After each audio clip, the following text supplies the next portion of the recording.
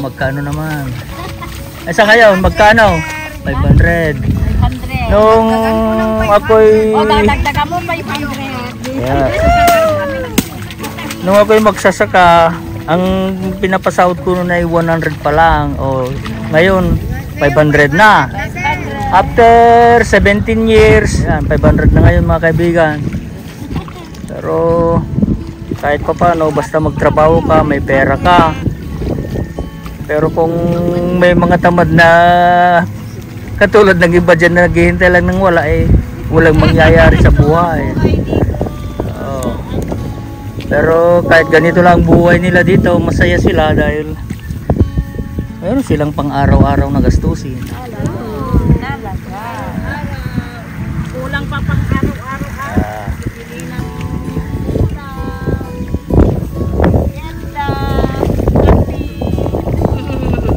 Sa totoo lang mga kapatid, noon kahit ako'y barangay captain noon, naniningil ng kuryente dito sa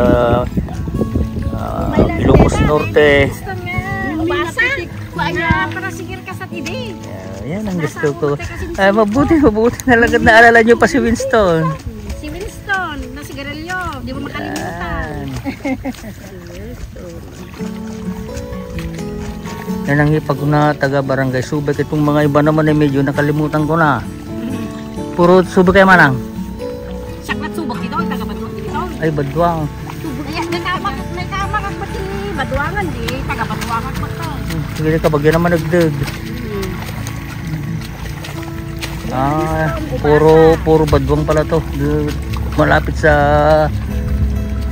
Luzon National High School ay Malasing ko ni Manang, malasing kayo kita kami. Kaya lang, medyo mga pangalan ay nakalimutan ko na. Dito ako tatanim ng palay noon. Nung hindi pa ako napunta sa Canada. Napakasarap. Kaya lang, medyo mainit. Pero, kakayanin nila. Ayan. Ayan, dyan naman yung bahay ko pero pinag-iba ko muna. Mag-ipon muna ng budget. Ito ba yan ang gagawin nila? Tapos i-transplant.